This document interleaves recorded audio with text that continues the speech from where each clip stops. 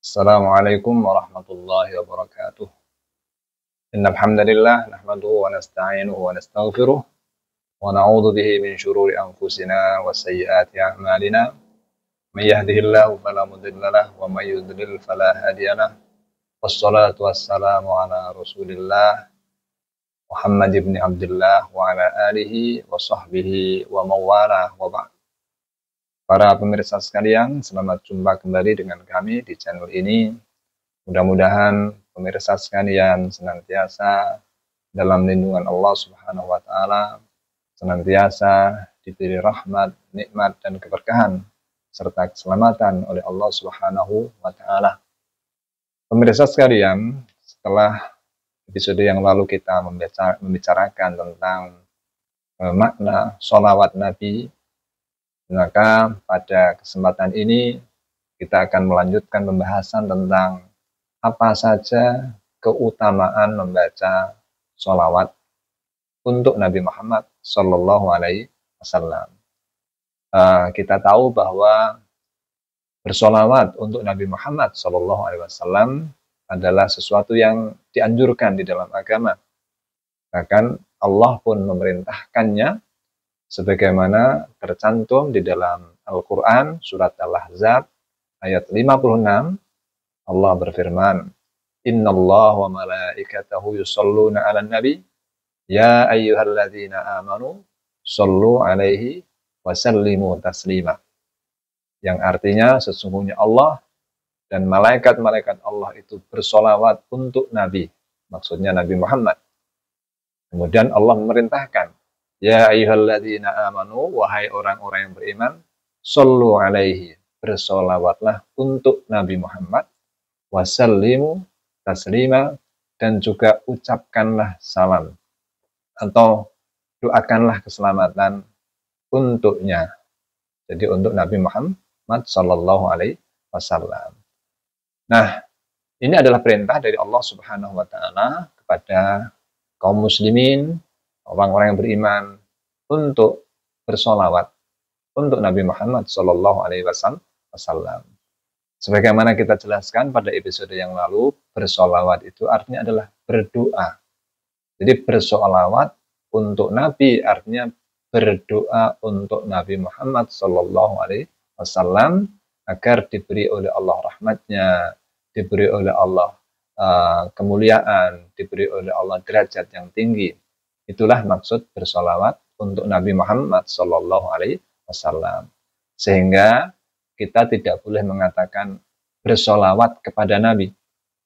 Kalau bersolawat kepada Nabi, itu mengandung pengertian kita berdoa kepada Nabi. Dan itu hal yang terlarang di dalam agama. Karena setiap doa itu harus kita panjatkan hanya kepada Allah Subhanahu wa Ta'ala. Tidak boleh kita panjatkan kepada makhluk siapapun, bahkan termasuk kepada Nabi Muhammad Sallallahu Alaihi Wasallam. Kemudian, pada saat ini kita akan membahas apa keutamaan-keutamaan bersolawat untuk Nabi Muhammad Sallallahu Alaihi Wasallam. Kita akan membahasnya berdasarkan utamanya hadis-hadis Rasulullah Sallallahu Alaihi Wasallam yang menerangkan atau yang menjelaskan tentang keutamaan bersolawat untuk Nabi Muhammad Sallallahu Alaihi Wasallam. Misalnya dalam sebuah hadis riwayat Muslim, dan ini adalah hadis yang sahih, dari sahabat Abu Hurairah diriwayatkan bahwa Rasulullah Shallallahu Alaihi Wasallam bersabda, "Man shalla alayya wahidatan, sallallahu alaihi ashran." Barang siapa yang bersolawat atau berdoa untukku sekali, maka Allah akan bersolawat untuknya. Maksudnya di sini Allah akan memberinya rahmat untuknya 10 kali lipat. Ini artinya bahwa ketika kita bersolawat untuk Nabi Muhammad sekali saja, kita akan dibalas oleh Allah dengan pemberian rahmat 10 kali lipatnya. Berarti kita dibalas dengan 10 kali lipat kebaikan. Ini hadis sahih riwayat Muslim. Dengan makna yang sama juga ada hadis yang diriwayatkan oleh Nasa'i. Dan ini sanadnya jayyid. Ya. Dari sahabat Anas bin Malik diriwayatkan Rasulullah SAW bersabda, "Man dzukirtu indahu falyusalli alayya." Barang siapa yang namaku disebut di sisinya, hendaklah dia bersolawat untukku. Fa innahu man shalla alayya marratan, karena sesungguhnya barang siapa yang bersolawat untukku sekali saja, maka sallallahu azza wa jalla alaihi asyran, maka Allah akan bersolawat untuknya 10 kali. Artinya Allah akan memberinya rahmat 10 kali. Ini dengan makna yang sama dengan hadis yang pertama tadi. Artinya pahala atau balasan yang akan diberikan oleh Allah kepada orang yang bersolawat untuk Nabi itu adalah 10 kali lipat kebaikan yang telah dia lakukan. Kemudian di dalam hadis yang lain, hadis ini riwayat Tirmidzi dari sahabat Ubay bin Ka'ab, meriwayatkan bahwa Rasulullah SAW pernah ditanya oleh Ubay bin Ka'ab, "Ya Rasulullah, inni ukthirus sholata alaika."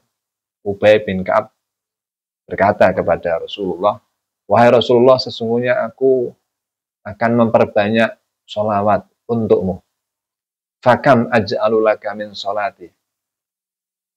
Maka seberapa banyak seharusnya saya menjadikan sholawatku untukmu. Jadi seberapa ukuran, seberapa banyak sholawat yang harus aku bacakan, yang aku ucapkan, yang aku panjatkan untukmu. Faqala, kemudian Rasulullah menjawab, "Ma syi'ta," sekehendak kamu, semaumu, terserah maksudnya ya.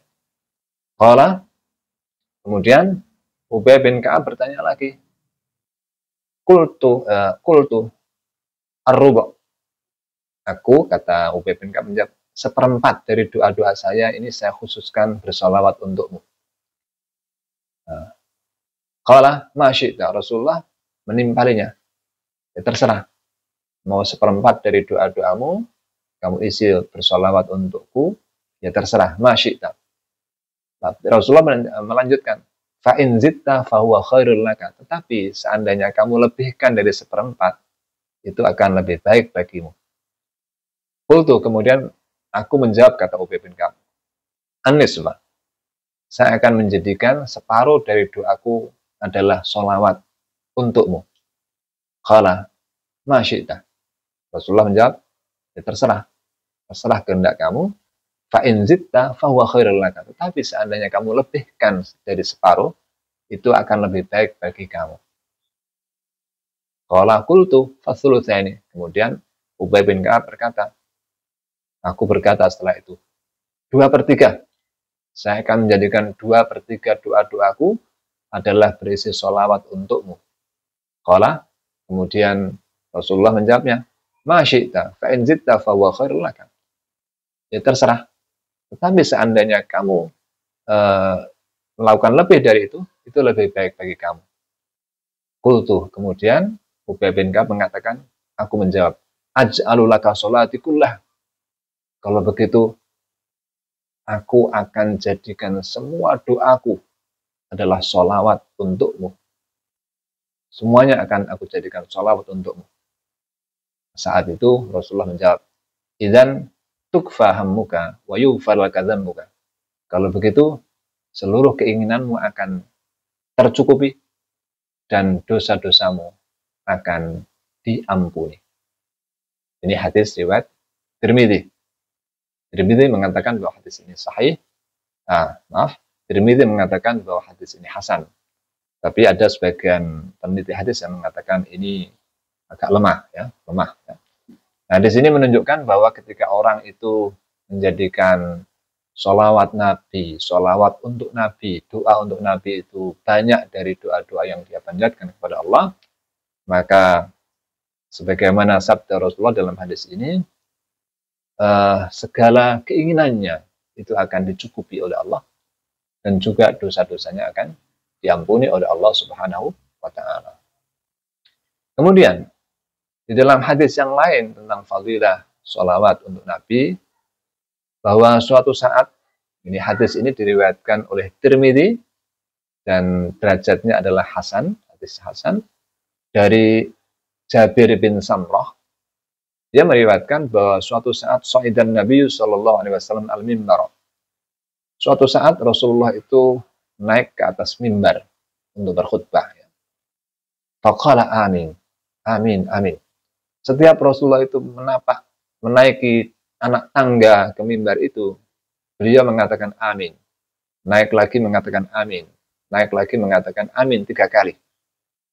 Falamma nazala su'ila an dzalika. Kemudian setelah beliaunya turun dari mimbar setelah khutbah, dia ditanya, "Kenapa ya Rasulullah engkau tadi mengucapkan amin 3 kali saat menaiki mimbar?" Faqala, "Atani Jibril." Telah datang kepadaku malaikat Jibril. Faqala, kemudian Jibril itu mengatakan, "Raghima anfu mri'in adraka ramadhana falam yughfar lah." Artinya, merugilah seseorang yang mendapati bulan Ramadan tetapi belum juga diampuni dosanya. Artinya, Ramadan itu sia-sia saja bagi dia. Karena dia tidak memanfaatkan dengan baik, maka dia rugilah, celakalah dia. Kul. Kemudian, saat itu Jibril mengatakan, "Kul amin." Katakan, wahai Muhammad, amin. Fakultu amin. Kemudian aku, kata Rasulullah, mengatakan amin. Karena Jibril mengatakan kul amin, katakanlah amin. Kemudian aku mengatakan amin. Ini yang pertama. Kemudian waraghima an fumriin dzukirta indahu falam yusalli alaika. Termasuk rugilah seseorang yang disebutkan namamu di sisinya tetapi dia tidak bersolawat untukmu. Jadi kata Jibril, merugilah seseorang yang ketika nama Muhammad itu disebutkan di sisinya, tetapi dia tidak bersolawat untuk Muhammad. Kemudian Jibril mengatakan kepada Nabi Muhammad, "Qul amin," katakan amin. Summa faqultu amin, kemudian Nabi mengatakan, aku berkatakan amin. Kemudian yang ketiga, Jibril mengatakan, "Wa raghima an furajulin adraka walidayhi au ahadahuma falam yughfar lah." Merugilah seseorang yang mendapati kedua orang tuanya atau salah satu di antara keduanya, falam yughfarlah, tapi tidak diampuni dosanya. Karena dia tidak merawat orang tuanya dengan baik, tidak menghormat orang tuanya dengan baik, sehingga dia tidak diampuni dosa-dosanya dengan adanya orang tua itu. Kemudian Jibril mengatakan, "Kul amin," katakan Muhammad amin. Faqultu amin, kemudian aku mengucapkan amin. Ini hadis riwayat Tirmidzi. Nah, di sini dalam hadis ini disebutkan ada 3 hal yang menjadikan orang itu dalam kondisi merugi. Yang pertama, yaitu yang mendapat di bulan Ramadan, tapi dia tidak memanfaatkannya dengan baik sehingga tidak diampuni dosa-dosanya.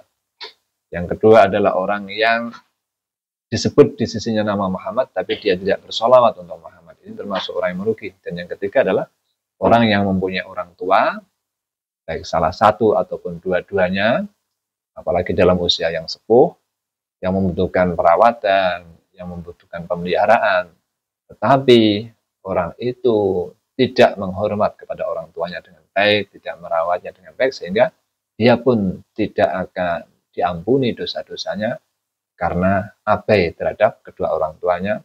Kemudian malaikat Jibril tadi menyuruh kepada Muhammad untuk mengatakan amin, amin, dan kemudian Nabi Muhammad pun mengatakan amin.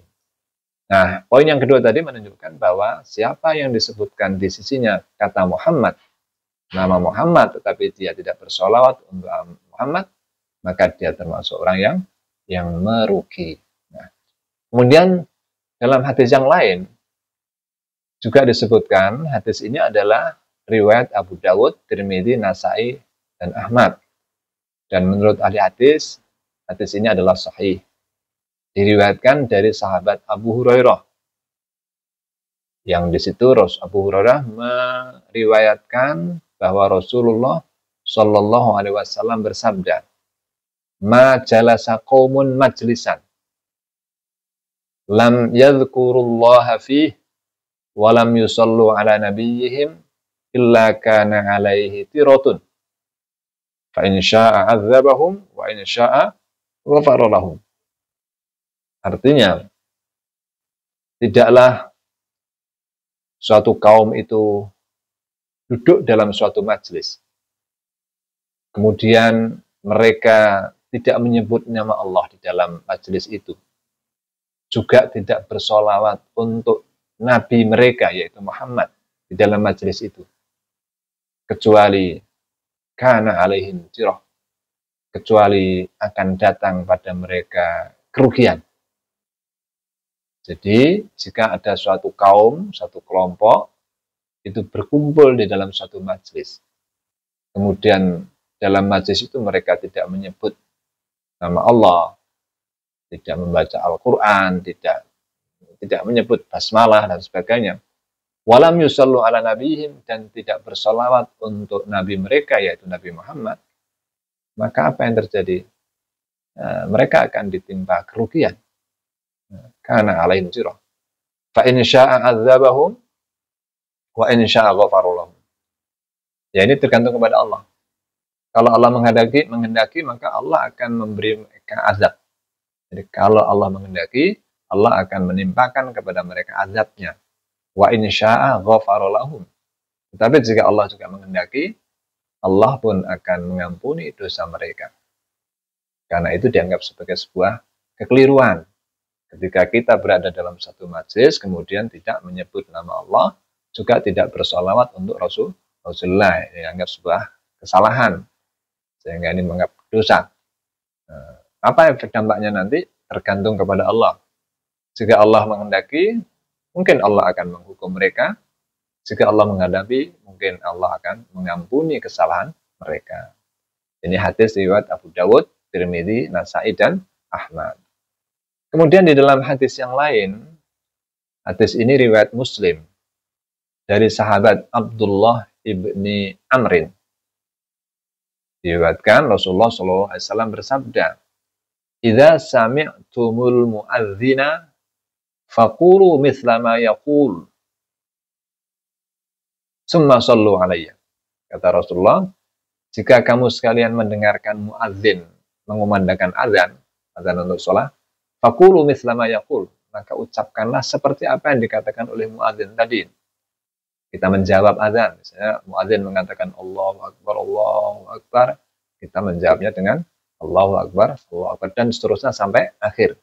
Jadi faqulu mithla ma yaqul, ucapkanlah seperti apa yang dikatakan oleh muadzin tadi. Jadi mengulangi lagi ucapan-ucapan azan yang dikumandangkan oleh muadzin. Kemudian setelah selesai, tsumma shallu alayya, kemudian bersolawatlah untukku. Jadi setelah kita menjawab azan, itu kita berdoa. Dan termasuk di dalam doa di situ ada sholawat untuk Nabi Muhammad SAW. Lanjutan hadis ini, fa innahu man shalla alayya sholatan sallallahu alaihi biha ashran. Karena sesungguhnya barang siapa yang bersolawat untukku satu kali saja, maka Allah pun akan bersolawat untuknya 10 kali. Maksudnya Allah akan memberinya rahmat 10 kali lipat kebaikan yang telah dia lakukan. Tsumma salullaha liyal wasilatan. Kemudian mintalah kepada Allah wasilah untukku. Nah, doa setelah azan itu kan, Allahumma rabba hadhihi ad-da'wati tammah was-salatil qa'imah ati Muhammadanil wasilata wal fadilah wab'athhu maqaman mahmudanil ladzi wa'adtah. Yang artinya, ya Allah, Tuhan pemilik seruan yang sempurna ini azan, kumandang untuk sholat ini, dan sholat yang akan ditegakkan. Berilah Nabi Muhammad wasilah, maksudnya ada kedudukan yang tertinggi, wal fadilah, dan keutamaan, wab'athhu maqaman mahmudanil ladzi wa'adtah, dan bangkitkanlah beliau pada kedudukan yang terpuji sebagaimana yang telah engkau janjikan. Nah, ini adalah doa setelah azan, dan di situ ada permohonan kepada Allah agar Nabi Muhammad diberi apa? Al-wasilah, dan al-wasilah di situ maksudnya adalah kedudukan yang tinggi. Sebelum ini kita bisa membaca sholawat, ya, sholat Nabi, ya, atau sesudahnya. Kemudian lanjutan hadis tadi, fa innaha manzilatun fil jannah. Karena sesungguhnya wasilah itu adalah sebuah kedudukan di surga. La tambagi illa li abdin min ibadillah, yang tidak seharusnya diberikan kecuali bagi seorang hamba dari hamba-hamba Allah. Wa arju, kata Rasulullah, aku berharap an akuna ana huwa, dan aku berharap bahwa akulah hamba yang akan mendapat derajat di surga itu nanti. Faman sa'ala li alwasilata halat lahu syafa'atu. Barang siapa yang ikut meminta kepada Allah wasilah untukku, derajat yang tinggi tadi untukku, halat lahu syafa'atu, maka halal baginya nanti syafaat dari aku di hari kiamat nanti. Artinya dia layak untuk mendapat syafaatku kelak di hari kiamat. Jadi hadis ini menjelaskan bahwa ketika kita mendengar azan, kita disunatkan untuk menjawab lafaz-lafaz azan itu, seperti yang dikatakan oleh muadzin. Kemudian setelah itu kita membaca sholawat untuk Nabi, artinya doa untuk Nabi. Termasuk doa untuk Nabi itu yaitu termaktub dalam doa yang kita ucapkan setelah azan, yaitu Allahumma rabba hadhihi ad-da'wati tammah was-shalatil qa'imah. Intinya doa ada apa? Memohon Allah agar memberi kepada Nabi Muhammad wasilah wal fadilah. Ati Muhammadanil wasilata wal fadilah wa ba'athu maqaman mahmudanil ladzi wa'adta. Ini doa setelah azan ini adalah doa untuk Nabi Muhammad sesungguhnya. Ya Allah, Tuhan seruan yang sempurna ini seruan sholat. Wassalatil qa'imah, dan juga Tuhan yang telah memberikan sholat yang sedang akan ditegakkan ini. Inti doa adalah ati Muhammadanil wasilah wal fadilah. Berikanlah kepada Muhammad wasilah, kedudukan yang mulia, wal fadilah, dan keutamaan. Wa ba'athu maqaman mahmudanil ladzi wa'adta, dan bangkitkanlah beliau pada kedudukan yang terpuji sebagaimana yang telah engkau janjikan. Nah, ini adalah isi daripada doa yang kita ucapkan setelah azan, dan itu adalah seperti dengan yang dimaksud dalam hadis ini, tsumma salullaha liyal wasilah, kemudian mintalah kepada Allah wasilah untukku. Dan yang dimaksud wasilah di sini adalah fa innaha manzilatun fil jannah. Wasilah di sini adalah sebuah kedudukan tinggi di dalam surga. La tambari illa li 'abdin min ibadillah, yang tidak layak untuk mendapatkannya kecuali seorang hamba di antara hamba Allah. Wa arju an akuna ana huwa, dan aku berharap hamba yang akan mendapatkan kedudukan mulia di surga itu adalah aku. Faman sa'ala liya al-wasilah halat lahu syafa'alah. Maka barang siapa yang ikut memohonkan wasilah untukku kepada Allah, maka halal baginya atau layak baginya nanti untuk mendapatkan syafaat dariku pada hari kiamat. Kemudian hadis yang lain yang menyebutkan keutamaan sholawat adalah hadis riwayat Abu Dawud dan Ahmad dari sahabat Abu Hurairah. Rasulullah bersabda, ma min ahadin yusallimu alayya illa raddallahu alayya ruhi hatta arudda alaihi salam. Artinya adalah tidak ada seorang pun yang yusallim alayya, yang mengucapkan salam untukku. Assalamu alaika ya Rasulullah, gitu ya. Illa raddallahu alayya ruhi, kecuali Allah akan mengembalikan ruhku padaku, hatta arudda alaihi salam, sehingga aku akan membalas ucapan salam itu kepadanya. Ini adalah biasanya dikaitkan dengan ucapan salam yang diucapkan oleh orang-orang yang sedang ziarah ke makam Rasulullah SAW. Jadi ini hadis kaitannya adalah dengan orang-orang yang datang untuk berziarah ke makam beliau dan kemudian mengucap salam kepada Rasulullah. Hadis yang membicarakan tentang hal ini dan kefadilahan atau keutamaan dari mengucap salam kepada Rasulullah, yaitu sesuai dengan apa yang disebutkan dalam hadis ini, ma min ahadin yusallimu alayya, tidak ada seorang yang mengucap salam kepadaku, illa raddallahu alayya ruhi, kecuali Allah akan mengembalikan ruhku padaku, hatta arudda alaihi salam, sehingga aku akan membalas salam itu untuk orang tersebut. Para pemirsa sekalian, inilah sebagian hadis yang kita pilihi, yang hadis-hadis yang makbul paling tidak, yang membicarakan tentang fadilah atau keutamaan sholawat untuk Nabi Muhammad Sallallahu Alaihi Wasallam. Mudah-mudahan penjelasan ini bisa menambah wawasan bagi kita semuanya, terutama yang sedang belajar Islam dan ingin mencoba untuk memahami Islam lebih dalam. Mudah-mudahan bermanfaat, dan bila ada kekurangan dan kesalahan semata-mata karena kelemahan saya, dan saya mohon maaf atas segala kekurangan ataupun kekhilafan. Wabillahi hidayah wa taufik. Wassalamualaikum warahmatullahi wabarakatuh.